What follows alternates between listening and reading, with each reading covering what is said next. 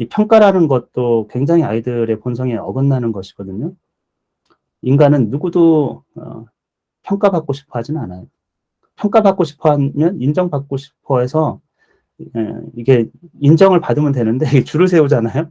그 순간 이게 뭔가가 인제 사회적 서열과 줄을 세우는 순간 마음은 동요하기 시작해요. 평안이 거기서는 없어요. 경쟁 자체가 들어오기 시작하면. 아무튼 그래서 아이들은 이제 학교 성적, 교과 과정 이런 걸로 인제 평가를 받고 싶어 하지 않은데 평가를 합니다.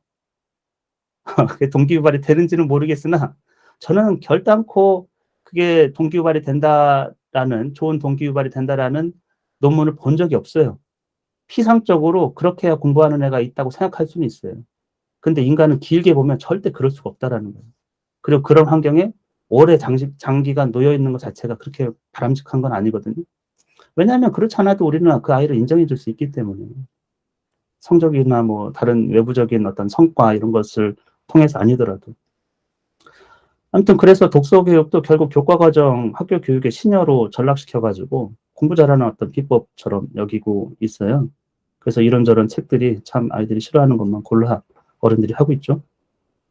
아이들은 그냥 존재 자체로서, 행위 자체로서 인정받고 자유를 누리고 싶어요. 이 인간에게 자유는 엄청 큰 거예요. 자유가 주어지지 않으면 인간은 그냥 노예입니다, 노예.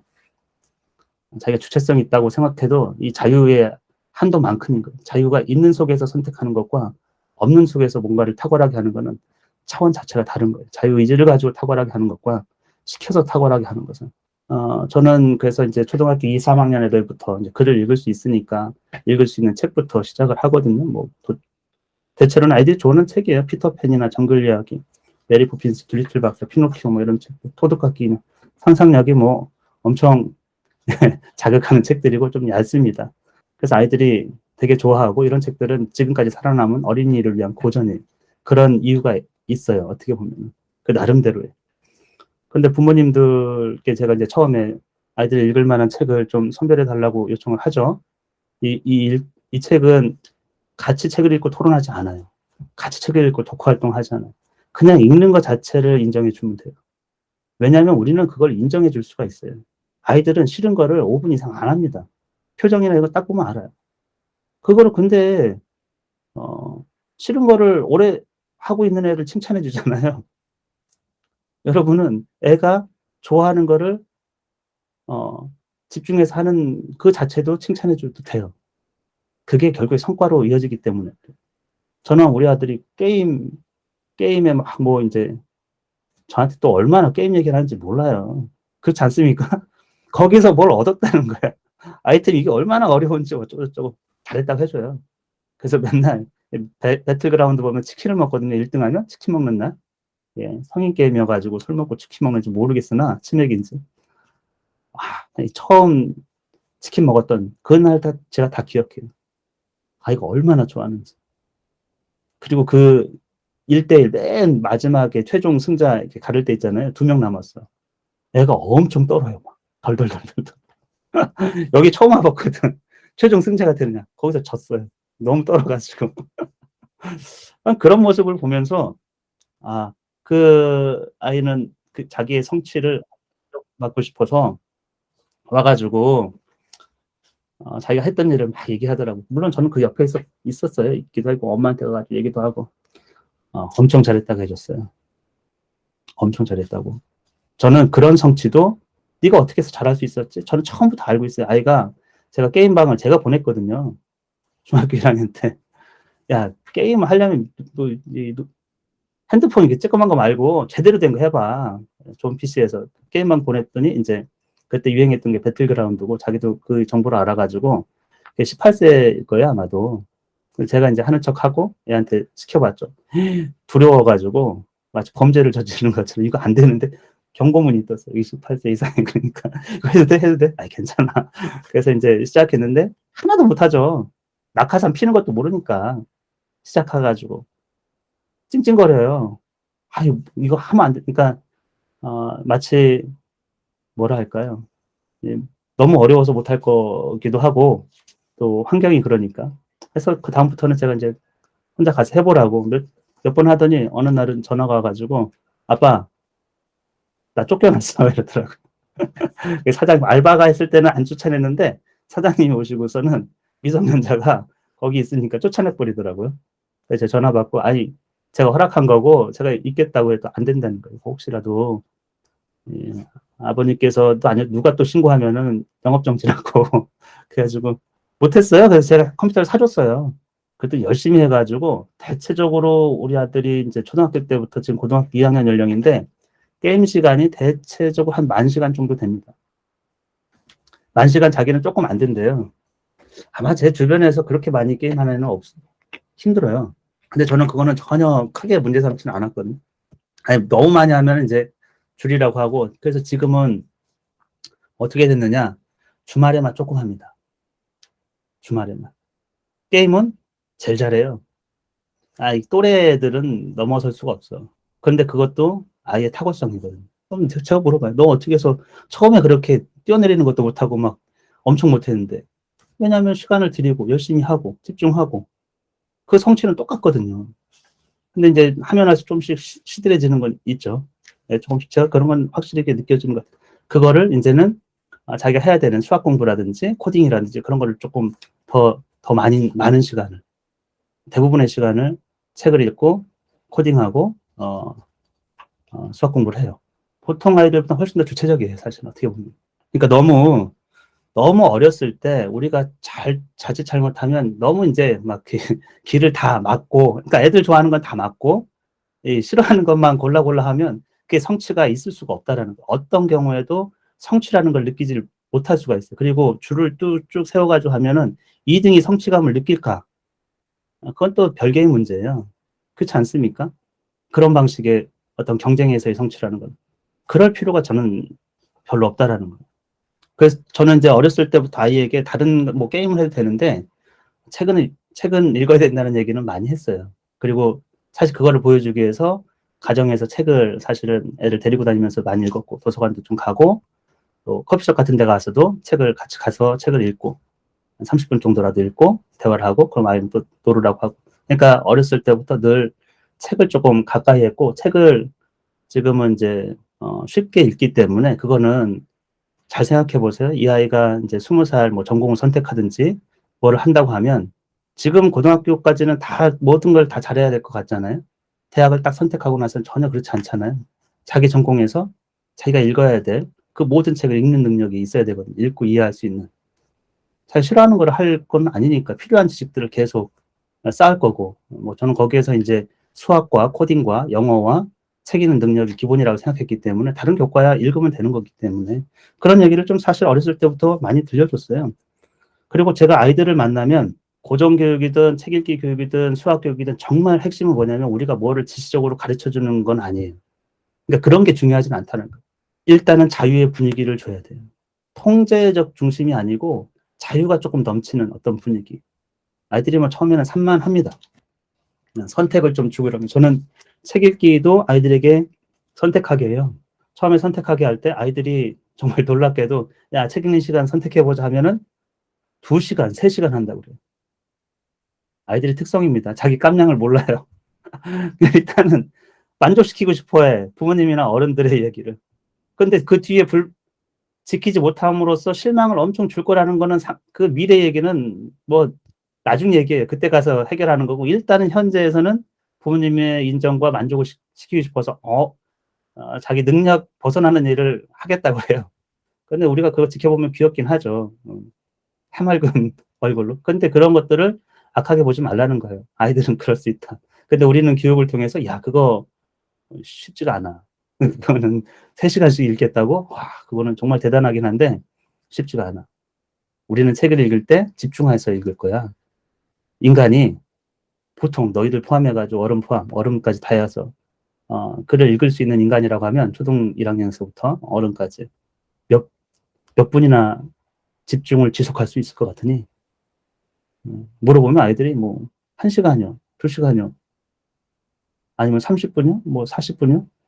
그런 거는 아이들이 얘기는요 깊이 있는 생각이 아니고 이렇게 약간 주입된 거예요.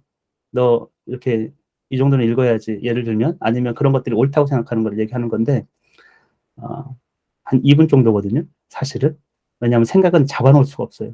지금도 아마 딴 생각하시는 분 많을 텐데 여기 있으면서. 왜냐하면 뭐 냄새가 나고 소리가 나고 뭐 당연히 다른 데로 옮겨가는 거는 인간의 본성이 나쁜 게 아니고 좋은 쪽으로 아마 진화를 해서 발전했을 거란 말이죠. 그렇지 않습니까? 그리고 생각은 내가 지금 1분 뒤에 무슨 생각할지는 전혀 통제가 안 되는 거예요.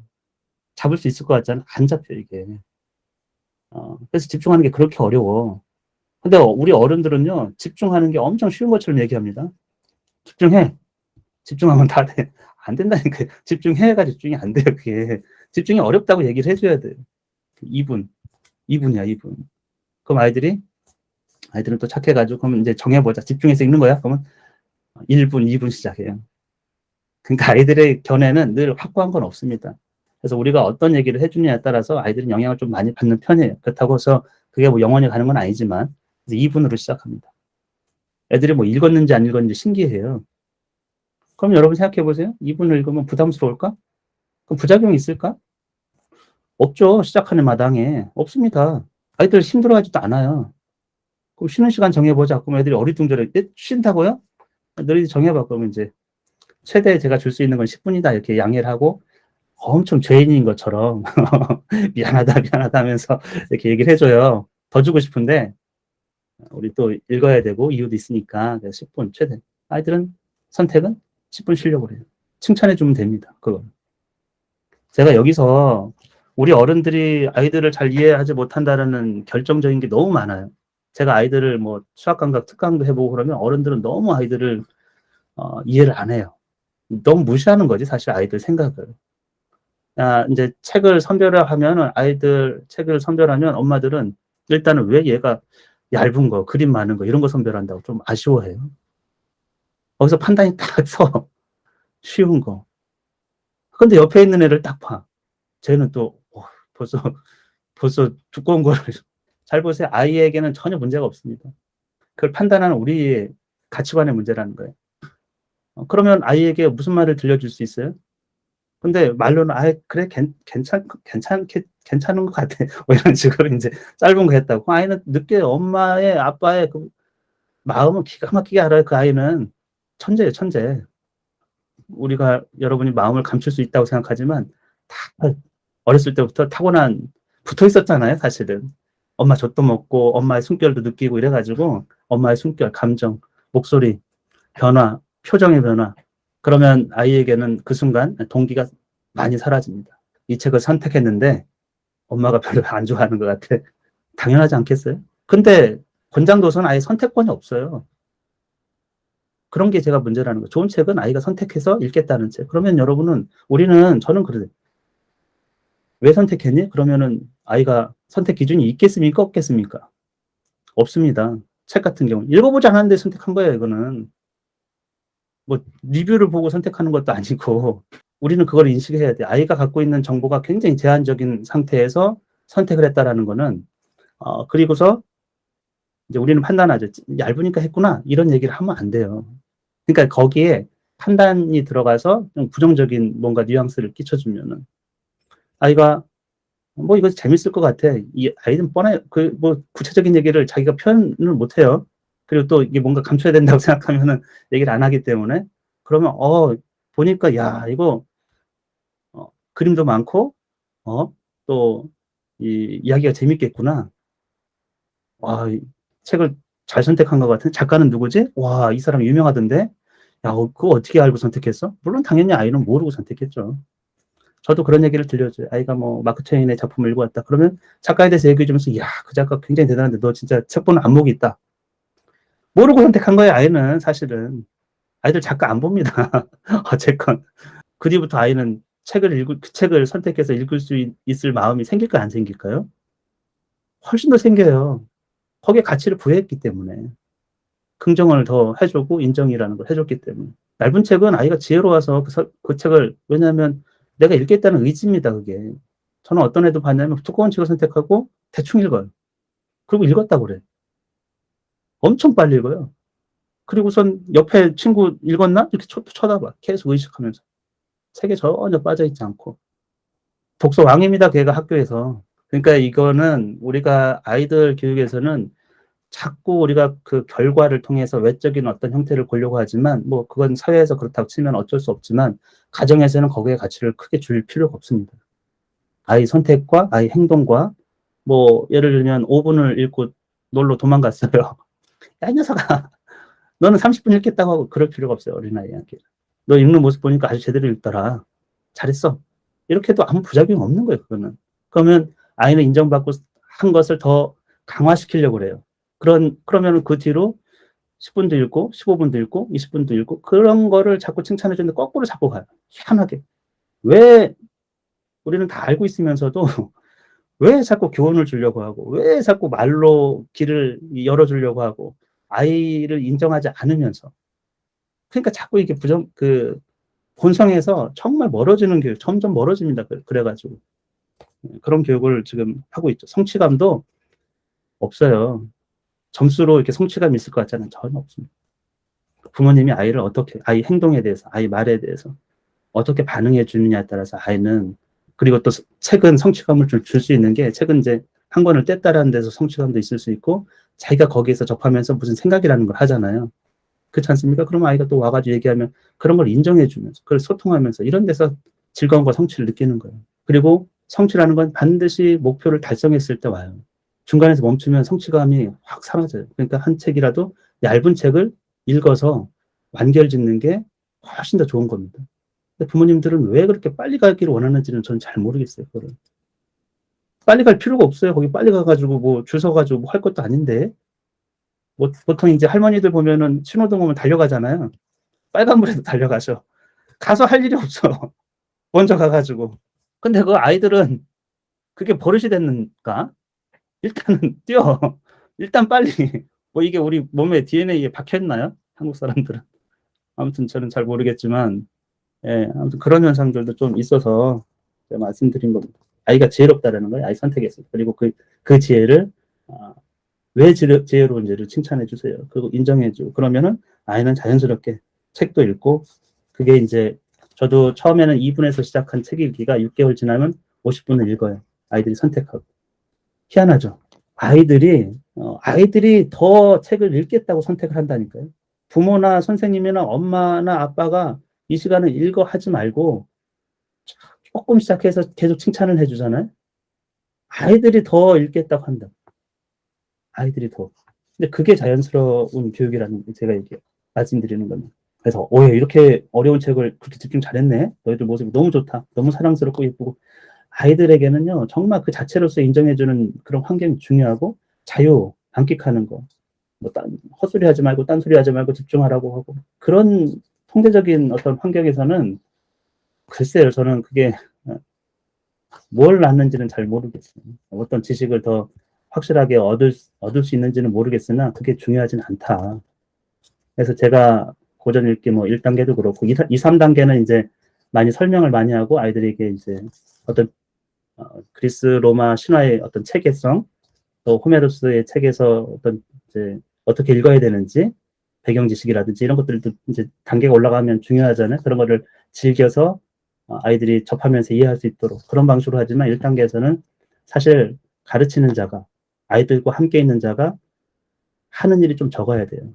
그러면 부모님들은 뭐 아무것도 안 하는 것 같은데 그렇게 생각하실 수 있는데 1단계 지나면 아이는 50분 책을 읽습니다.